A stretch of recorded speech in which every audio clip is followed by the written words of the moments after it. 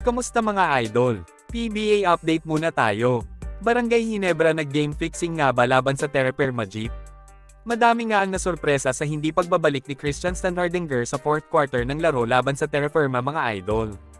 3 minuto pa ang nalalabi sa 3rd quarter nang sinimulang i-pull out ni assistant coach Richard Del Rosario ang kanilang best player na si C-Stand. At sa sitwasyon na yun mga idol, lumayo na ang Terraperma sa Barangay Ginebra ng 9 na puntos.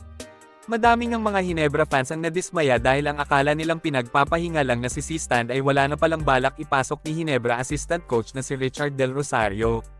Halos puro bench player lang ng Gin Kings ang naglaro sa buong 4th quarter kung saan kailangan na nilang manalo.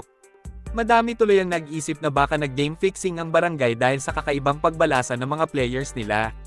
Kahit nga si Standhardinger na umiscore ng 21 points sa 3 quarter ay hindi matanggap na hindi na siya gagamitin pa sa laro mga idol.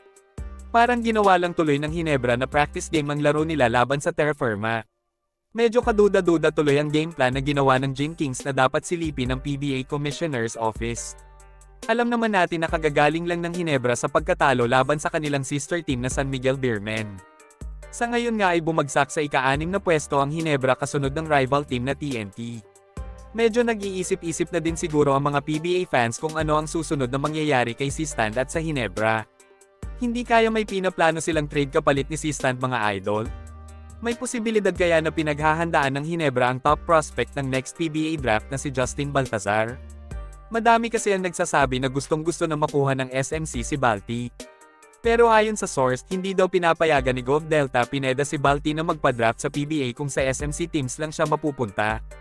Sa ngayon nga ay 34 years old na si C-Stand at medyo bumagal na din ang laro mga idol. Medyo hirap na din siyang kumilos kapag ang mga batang koponan na kagaya ng Terraperma ang kanyang nakakalaban. Nagbigay naman ng saloobin si Coach Richard Del Rosario tungkol sa pagpaupo niya kay C-Stand.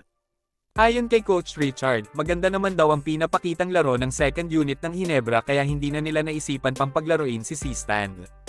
Ayon kay Coach Richard, we stayed with those guys. Nothing against Christian, we just stayed with those guys. Hanggang dito na lang muna mga idol. Maraming salamat sa panonood. Kita-kits ulit tayo sa videos na aking ipapalabas patungkol sa basketball.